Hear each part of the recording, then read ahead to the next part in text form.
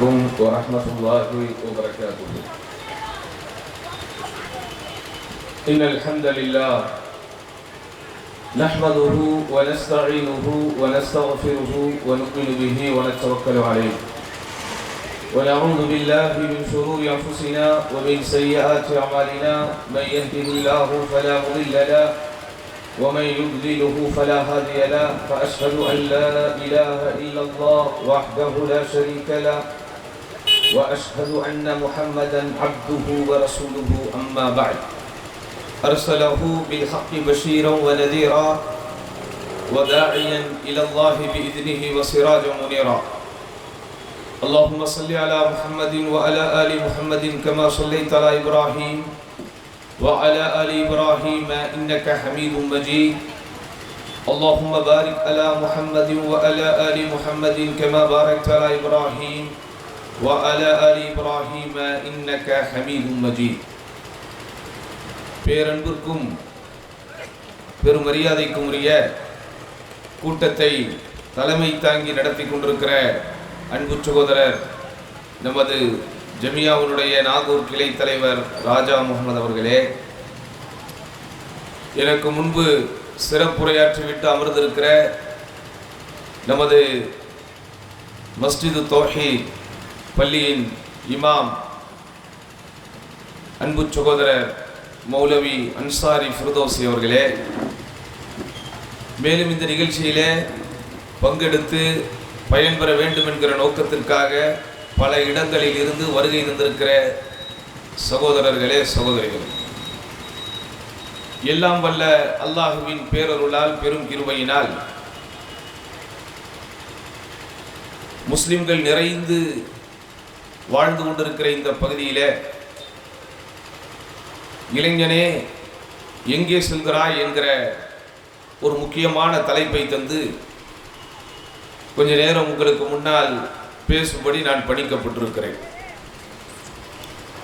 என் அன்பார்ந்தவர்களே, இன்றைய இளைஞர்களுடைய பாதை, அவர்களது பயணம், அவர்களது சிந்தனை, அவர்களது உணர்வுகள், அவர்களது லட்சியங்கள் எல்லாமே பெரும்பாலும் திசை மாறி பயணித்துக் கொண்டிருப்பதை நாம் அனைவரும் உணர்ந்துதான் இருக்கிறோம்.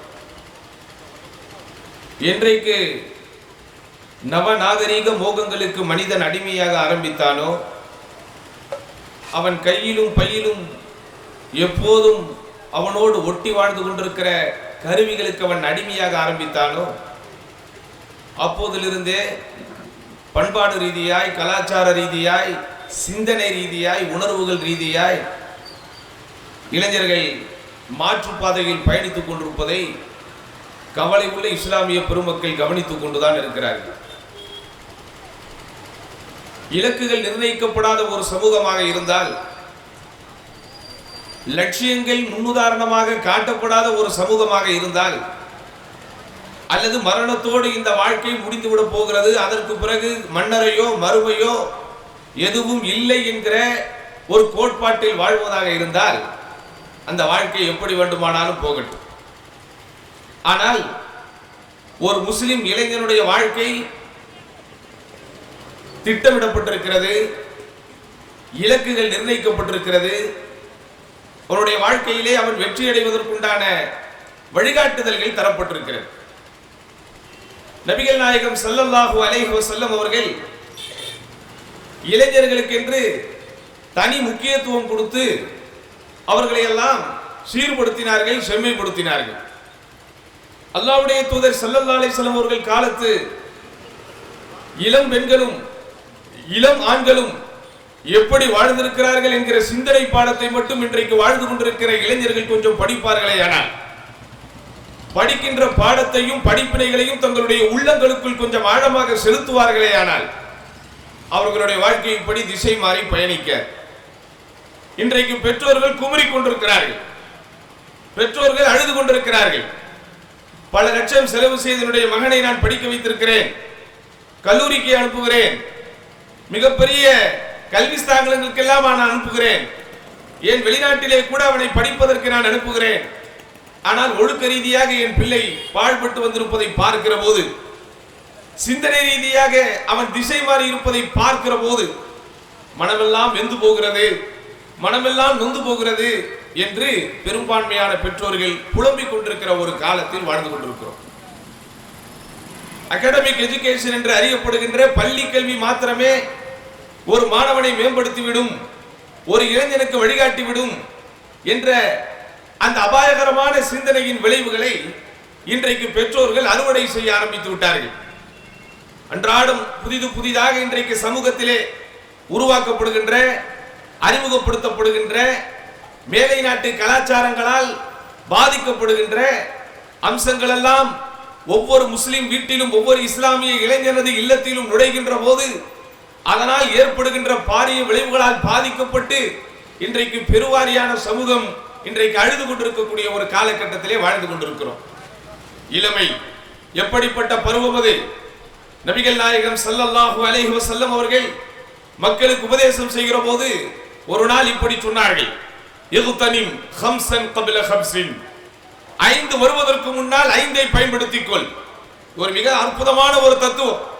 இந்த தத்துவத்தை நாம் சிந்தித்து வாழ்ந்தால், நம்முடைய வாழ்க்கையிலே செயல்படுத்தி வாழ்ந்தால் நிச்சயம் நாம் வாழ்க்கையிலே மிகப்பெரிய வெற்றி அடைவோம். அதிலே அண்ணலம் பெருமானார் ஸல்லல்லாஹு அலைஹி வஸல்லம் அவர்கள் உபதேசிக்கும் போது 5 நிலைகள் வருவதற்கு முன்னால் உள்ளத்திலே இருக்கிற 5 நிலைகளை பயன்படுத்திக் கொள். பொதுவாகவே மனிதர்களிடத்திலே எதுவெல்லாம் இருக்கிறதோ அது இருக்கும் போது அதனுடைய சிறப்புகள் தெரியாது என்பார்கள்.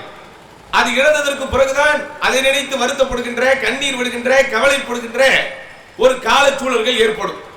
அதனால் தான் அல்லாஹ்வுடைய தூதர் ஸல்லல்லாஹு அலைஹி வஸல்லம் பொதுவாகவே இந்த உலகத்திலே வாழ்ந்து கொண்டிருக்கிற மனிதர்கள் எல்லாம் பட்டுதான் திருந்துவார்கள், ஆனால் படாமல் திருந்துவதற்குண்டான வழிகாட்டுதல்களை அல்லாஹ்வின் தூதர் சொல்கிறார்கள். அதான் என்னது? 5 நிலைகள் வருவதற்கு முன்னால் 5 நிலைகளை பயன்படுத்திக் கொள்ளுங்கள். அதுல முதலாவது என்ன? ஷபாபக கப்ல ஹரமிக, உனது முதுமை வருவதற்கு முன்னால் உனது இளமையை பயன்படுத்திக் கொள். என் அன்பார்ந்த இளைஞர்களே, எந்த பருவத்தில் நீங்கள் இருக்கிறீர்களோ இந்த பருவத்தின் சிறப்புகள் எல்லாம் நிச்சயம் உங்களால் இப்போது உணர முடியாது. உச்சந்தலை முதல் உள்ளங்கால் வரை உங்களுக்கு இறைவனால் கொடுக்கப்பட்டிருக்கின்ற உடல் உறுப்புகள் வேகமாக இயங்கிக் கொண்டிருப்பதை நீங்கள் பார்ப்பீர்கள்.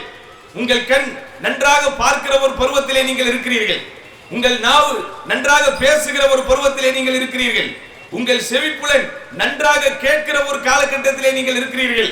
ஆனால் இந்த இளம் பருவம் என்பது இப்படியே இருக்காது. இன்றைக்கு யாரையெல்லாம் நீங்கள் முதியவர்களாக பார்க்கிறீர்களோ, யாரையெல்லாம் நரை விழுந்து திரை விழுந்த கண்களோடு பார்க்கிறீர்களோ, யாரையெல்லாம் வயதானவர்களாக நீங்கள் பார்க்கிறீர்களோ, அவர்களும் ஒரு காலத்தில் உங்களைப் போல் இருந்தவர்கள் தான். அவர்களும் உங்களைப் போல் வாலிபர்களாக, இளைஞர்களாக, இளம் பருவத்திலே இருந்தவர்கள் தான். காலங்கள் செல்ல செல்ல, வருடங்கள் ஓட ஓட ஒவ்வொருவரும் நிச்சயமாக ஒரு நாள் முதுமையை அடைவோம். ஒவ்வொருவரும் ஒரு நாள் அந்த வயதான பருவத்தை தொடுவோம். யாரும் இதிலே விதிவிலக்கல்ல. இப்படிதானே நாம் நினைத்துக் கொண்டிருக்கிறோம். எந்த வாலிப பருவத்திலே, எந்த இளம் பருவத்திலே இப்போது இருக்கிறோமோ அதுவே நம்மோடு இறுதி வரைக்கும் இருக்கும் என்று. அப்படி அல்ல. இளம் பருவம் என்பது கொஞ்ச காலம் நம்மிடத்திலே தரப்பட்டிருக்கக்கூடிய ஒரு பருவம்.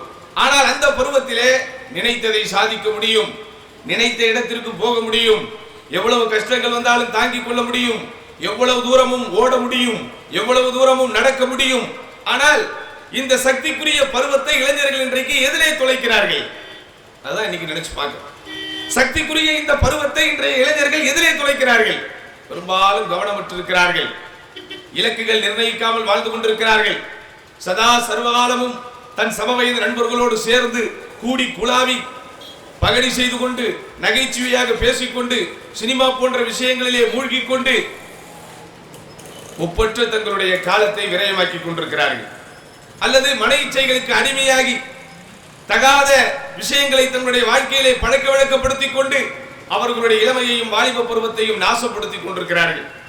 அல்லது மார்க்கத்தினுடைய ஆழங்களை படிக்காமல், மார்க்கம் சொல்ல தரக்கூடிய அந்த தர்பியத், அந்த நல்லொழுக்க பயிற்சியை தங்களுடைய சிந்தனைக்குள் ஏற்றிக்கொள்ளாமல் அவர்களுடைய வாழ்க்கை இன்றைக்கு வீணடிக்கப்பட்டுக் கொண்டிருக்கிறது.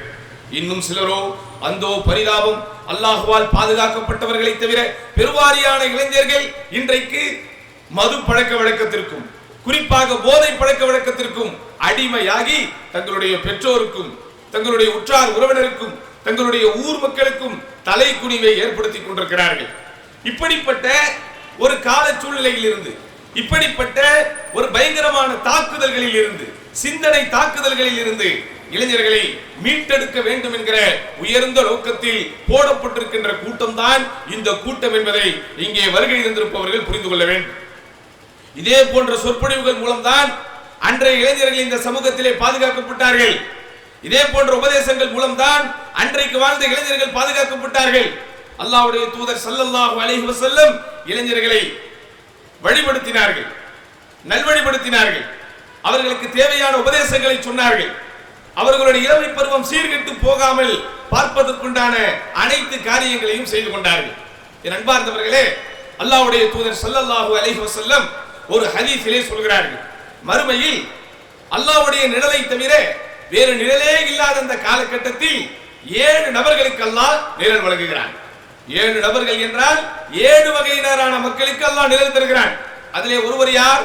ஷாபுன் நஷஅ ஃபி இபாதத்தில்லாஹ், அல்லாஹ்வுடைய வணக்க வழிபாட்டில் இளமையை கழித்த இளைஞன். அப்ப இளைஞனாக இருப்பவன், வாலிபனாக இருப்பவன் தன்னுடைய இந்த வாழ்க்கையை, தன்னுடைய இந்த நேரத்தை, தன்னுடைய இந்த காலகட்டத்தை அல்லாஹ்வுடைய பொருத்தத்தையும், அல்லாஹ்வுடைய விருப்பத்தையும், அல்லாஹ்வுடைய திருப்தியையும், அல்லாஹ்வின் புறத்திலிருந்து பெற வேண்டிய நன்மைகளையும் பெறத்தக்க வகையில் கழிப்பானேயானால் அவனை விட சிறந்தவன் இந்த உலகத்திலே யாருமே இல்லை. அன்பார்ந்தவர்களே, மார்க்கம் மட்டும்தான் உங்களை நல்வழிப்படுத்தும். இந்த சமூகத்திலே இளைஞர்களாகிய நீங்கள் நல்லவைகளை கற்றுக்கொள்வதற்கு ஏதேனும் இருக்கிறதா? இந்த சமூகத்திலே நீங்கள் வாழ்ந்து கொண்டிருக்கிற போது உங்கள் கண்ணால் நீங்கள் கண்டு கொண்டிருக்கிற காட்சிகளில் ஏதேனும் உங்களை ஒழுக்கப்படுத்துகிறதா? உங்களை நன்னெறிப்படுத்துகிறதா? நீங்கள் படிக்கின்ற கல்வி ஸ்தாபனங்களிலேயோ அல்லது கல்லூரிகளிலேயோ உங்களுக்கு ஒழுக்க கல்வி போதிக்கப்படுகிறதா? அல்லது போதிக்கப்படுகின்ற ஒழுக்க கல்விதான் உங்களை உன்னதமாக்குகிறதா? ஆனால் அல்லாஹ்வுடைய தூதர் ஸல்லல்லாஹு அலைஹி வஸல்லம் அவர்கள் காலத்திலே வாழ்ந்த அந்த இளைஞர்கள் இஸ்லாம் என்கிற மார்க்கம் கிடைப்பதற்கு முன்னால் எப்படி இருந்தார்கள் என்பது உங்களுக்கு தெரிந்திருக்கும். தெரியாவிட்டால் உங்கள் பெற்றோர்களிடத்திலே கொஞ்சம் கேட்டு பாருங்கள். இன்றைக்கு எதையெல்லாம் இந்த சமூகத்தை சீரழித்துக் கொண்டிருக்கிறதோ, இன்றைக்கு எதையெல்லாம் இந்த இளம் பருவத்தை வீணடித்துக் கொண்டிருக்கிறதோ, அப்படிப்பட்ட எல்லா காரியங்களும் அந்த காலத்திலும் இருந்தது. மது பழக்க வழக்கம் இருந்தது, மற்ற பாவங்கள் அந்த சமூகத்திலே இருந்தது. பெருமை பேசி, குலப்பெருமை பேசிக்கொண்டு அவர்களுடைய நேரத்தையும் காலத்தையும் ஓட்டி கொண்டிருக்கக்கூடிய ஒரு காலம் இருந்தது. சதா சர்வகாலம் அடுத்தவர்களை துன்பப்படுத்தி, அடுத்தவர்களை துன்புறுத்தி இன்பம் காணக்கூடிய அந்த தனங்களும் அன்றைக்கு இருந்தது. காட்டு மிராண்டித்தனமாக வாழக்கூடிய ஒரு பழக்க வழக்கம் அன்றைக்கு இருந்தது. எதை கொண்டவர்கள் நேர்வழி பெற்றார்கள்? எதை கொண்டவர்கள் நேரான பாதைக்கு வந்தார்கள்? எல்லாம் இந்த இஸ்லாமிய மார்க்கத்தை கொண்டுதான், நபிகள் நாயகம் ஸல்லல்லாஹு அலைஹி வஸல்லம் அவர்களுடைய வழிகாட்டுதல்களை கொண்டுதான். அப்படிப்பட்ட வழிகாட்டுதல்களை கொண்டு இளைஞர்கள் நீங்கள் சீர்பெற வேண்டும். இஸ்லாம் இளம் பருவத்திற்கு மிகப்பெரிய முக்கியத்துவத்தை தருகிறது. இளைஞர்களாக இருந்தவர்கள் அல்லாஹ்வுடைய தூதர் ஸல்லல்லாஹு அலைஹி வஸல்லம் அவர்கள் காலத்திலே மிகப்பெரிய சாதனைகளை புரிந்தார்கள், மிகப்பெரிய சாதிக்கக்கூடியவர்களாக திகழ்ந்தார்கள். அல்லாஹ்வின் தூதர் ஸல்லல்லாஹு அலைஹி வஸல்லம் பயிற்சி பாசறையிலே பாடம் பெற்று தங்களை புனிதர்களாக மாற்றிக் கொண்டார்கள். கியாமத் நாள் வரைக்கும் வாழக்கூடிய எல்லோருமே அவர்களை பற்றி பிரமிக்கத்தக்க வகையிலே, அவர்களை பற்றி ஆச்சரியப்படத்தக்க வகையிலே அவர்களுடைய வாழ்க்கையை மாற்றிக் கொண்டார்கள். அப்படி நீங்களும் மாற்ற வேண்டும். இந்த உலகத்தில் உங்களுடைய நேரத்தை ரொம்ப இனிமையாக கழிக்கக்கூடிய சில விஷயங்களிலே நீங்கள் ஈடுபட்டுக் கொண்டிருக்கலாம். அந்த விஷயங்கள் உங்களுக்கு சில சிற்றின்பங்களையும் தொடர்ச்சியாக தந்து கொண்டிருக்கலாம். ஆனால் நீங்கள் பெற வேண்டிய பேரின்பங்களை இழந்து விடுவீர்கள். உங்கள் வாழ்க்கையிலே நீங்கள் காண வேண்டிய பெரும் நன்மைகளை இழந்து விடுவீர்கள். அந்த கவலையில் தான் இன்றைக்கு இந்த கூட்டம் இங்கே நடந்து கொண்டிருக்கிறது என்பதை இளைஞர்களை உங்கள் மனதில் வையுங்கள். உங்களுடைய வாழ்க்கையிலே தொழுகை இல்லை என்றால், உங்களுடைய வாழ்க்கையிலே நல்லொழுக்கம் இல்லை என்றால், உங்கள் பெற்றோர்களுக்கு கட்டுப்படக்கூடிய தன்மை உங்களிடத்திலே இல்லை என்றால், அகிலத்தின் அருட்கொடை அண்ணலம் பெருமானார் ரசூலுல்லாஹி ஸல்லல்லாஹு அலைஹி வஸல்லம் அவர்களது வாழ்க்கை உங்களுடைய வாழ்க்கையை தொடவில்லை என்றால், உங்களுடைய வாழ்க்கையிலே தலையிடவில்லை என்றால், நிச்சயம் நீங்கள் கை செய்யப்படுவீர்கள். நிச்சயம் நீங்கள் ஒரு நாள் வருத்தப்படுவீர்கள். இன்றைக்கு இருப்பதை போலவே காலமும் நேரமும் இருந்து கொண்டே இருக்காது. என் அன்பார்ந்த இளைஞர்களே, உங்களுடைய வாழ்க்கையை மாற்ற வேண்டிய ஒரு காலகட்டத்திலே நீங்கள் இருக்கிறீர்கள். உங்கள் வாழ்க்கையில் ஒழுக்கத்தை பெற வேண்டிய ஒரு காலகட்டத்தில் நீங்கள் இருக்கிறீர்கள்.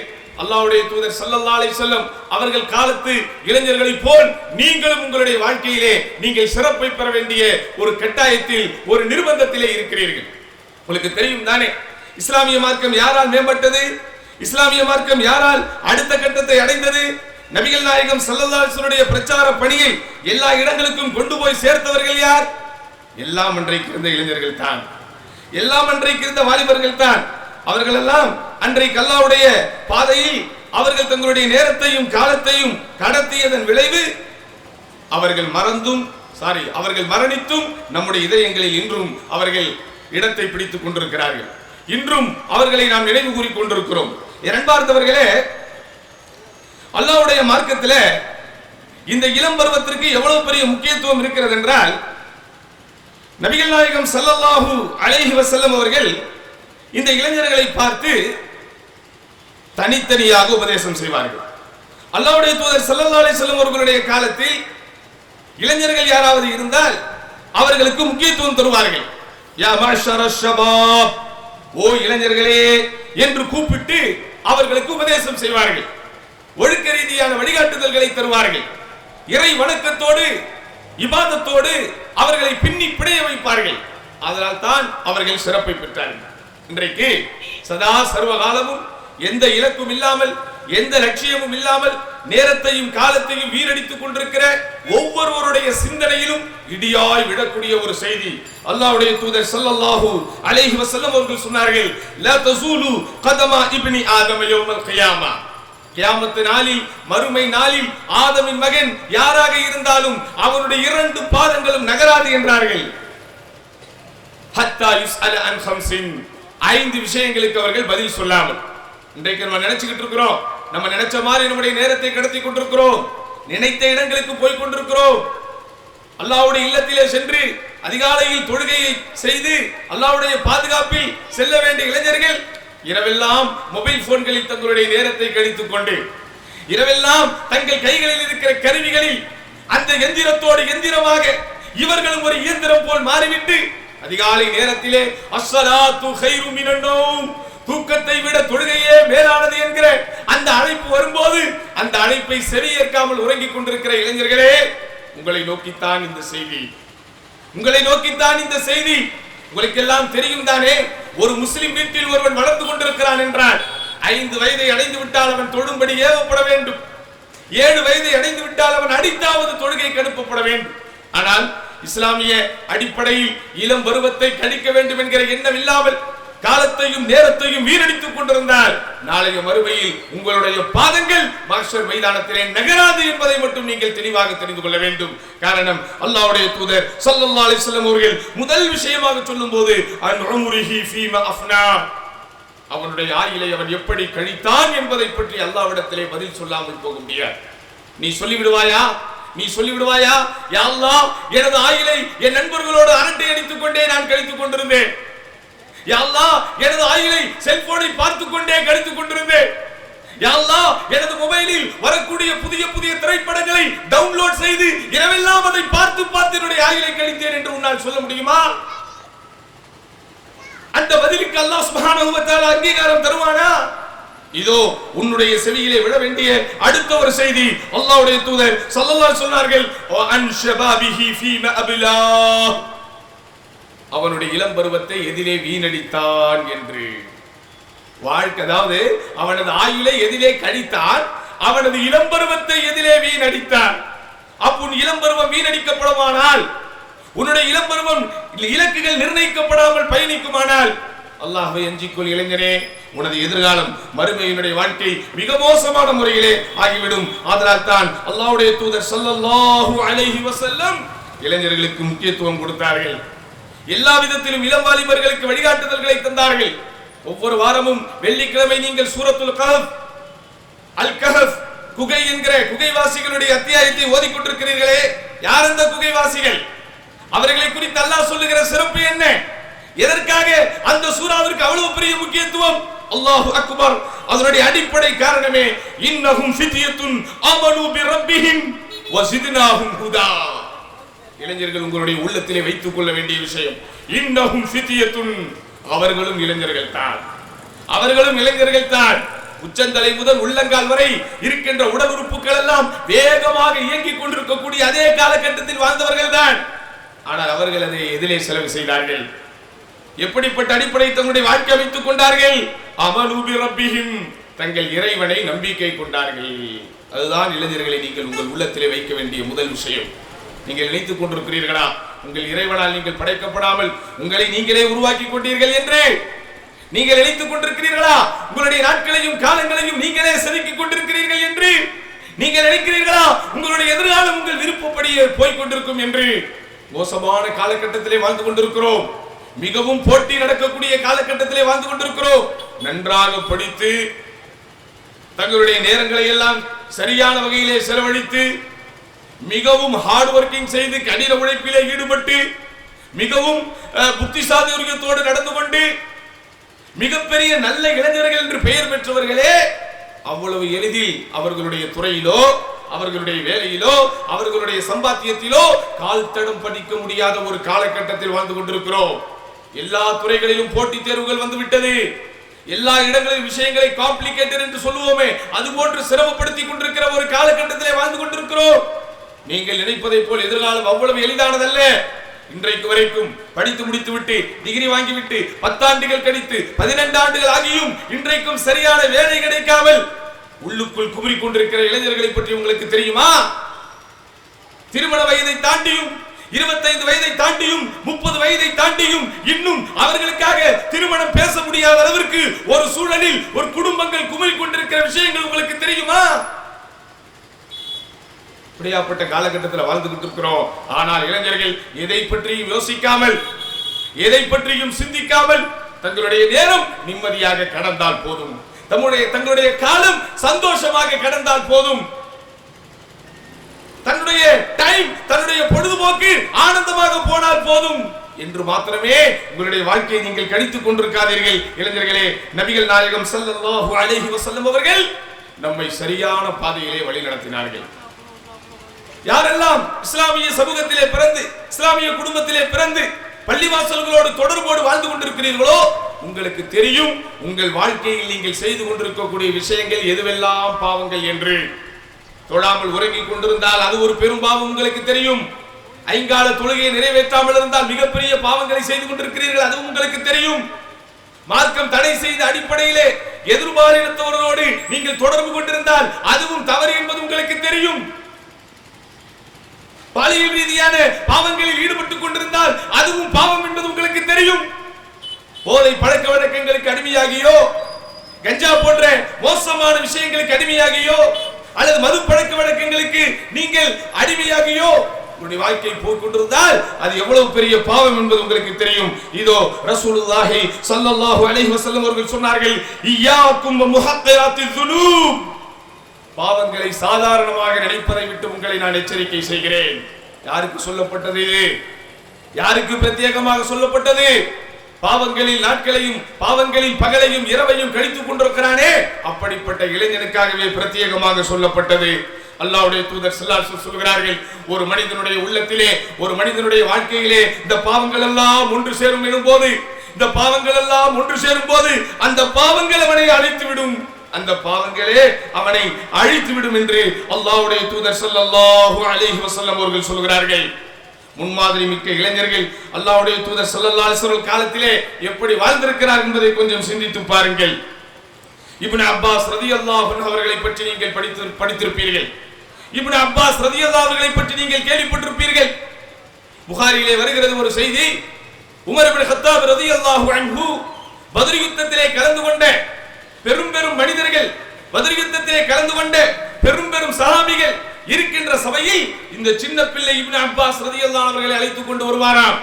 ஏனையவர்கள் கேட்பார்களாம், உமர் அவர்களே, இவரோட சமவயதொத்த எத்தனையோ இளைஞர்கள் எத்தனையோ சிறுவர்கள் இந்த ஊரிலே இருக்க, எங்களுக்கெல்லாம் பிள்ளைகள் பலர் இருக்க, அவர்களை எல்லாம் விட்டுவிட்டு நம்மை போன்று பெரியவர்கள் இருக்கின்ற இந்த சபையில் இந்த சிறுபிள்ளையை அழைத்து வருகிறீர்களே, என்ன காரணம் அப்படின்னு கேட்பாங்க.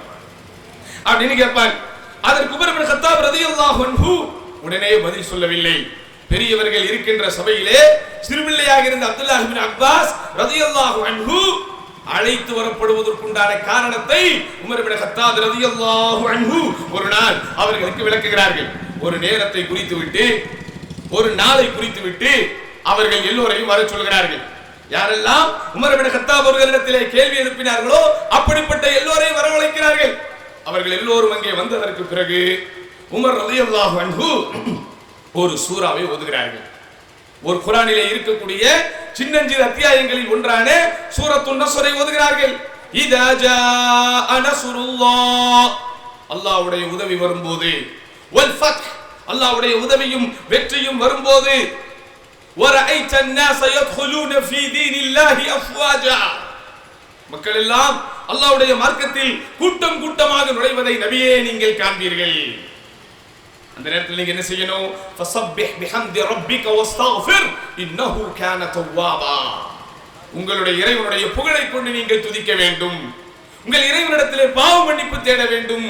நிச்சயமாக உங்களது இறைவன் பாவ மன்னிப்பை ஏற்கக்கூடியவனாக இருக்கிறான் என்கிற அந்த அத்தியாயத்தை உமர் இப்னு கத்தாப் ரலியல்லாஹு அன்ஹு, இப்னு அப்பாஸ் ரலியல்லாஹு அவர்கள் உட்பட எல்லா பெரியவர்களும் அவரது சமவயதத்த இளைஞர்களும் இருக்கின்ற சபையிலே ஓதி காட்டிவிட்டு இந்த அத்தியாயம் சொல்லுகின்ற விளக்கத்தை உங்களால் சொல்ல முடியுமா? இந்த அத்தியாயம் சொல்ல வருகின்ற உண்மையான செய்தி என்ன, அதில் ஒளிந்திருக்கிற செய்தி என்ன, அதை உங்களால் சொல்ல முடியுமா அப்படின்னு கேட்கிறாங்க. ஒவ்வொருவரும் அந்த அத்தியாயம் மேலோட்டமாக சொல்லக்கூடிய கருத்துக்களையே திரும்ப சொல்கிறார்கள். அல்லாஹ்வின் உதவி வரும், அல்லாஹ்வுடைய வெற்றி வரும், அல்லாஹ்வுடைய மார்க்கம் பரவும், அல்லாஹ்வுடைய மார்க்கம் விரிவடையும் அப்படிங்களா சொன்னாங்க. சில பேர் உமர் இப்னு கத்தாப் அவர்கள் கேட்கிற இந்த கேள்வியின் ஆழத்தை புரிந்து கொண்டு எங்களுக்கு பதில் தெரியவில்லை என்றும் சொல்லிவிடுகிறார்கள். எல்லாத்தையும் கேட்டு முடிச்சுட்டு கடைசியாக இப்னு அப்பாஸ் ரலியல்லாஹு அன்ஹு அவர்களிடத்திலே நபிகள் நாயகம் ஸல்லல்லாஹு அலைஹி வஸல்லம் அவர்கள் திரும்பி, இப்னு அப்பாஸே, நீங்களும் இதைத்தான் சொல்ல போகிறீர்களா? இவர்கள் எல்லாம் சொல்லுகின்ற அதே காரணத்தை தான் நீங்களும் சொல்ல போறீங்களா அப்படின்னு கேட்ட உடனே இப்னு அப்பாஸ் ரலியல்லாஹு அன்ஹு அந்த சின்னஞ்சிறு பருவத்திலே, அந்த 10 வயதிற்குட்பட்ட பருவத்திலே என்ன சொன்னாங்க தெரியுமா? இந்த அத்தியாயம் அல்லாஹ்வின் தூதர் ஸல்லல்லாஹு அலைஹி வஸல்லம் அவர்களது மரணத்தை பேசுகிறது அப்படின்னாங்க. அல்லாஹ்வுடைய தூதர் ஸல்லல்லாஹு அலைஹி வஸல்லம் கூப்பிட்டு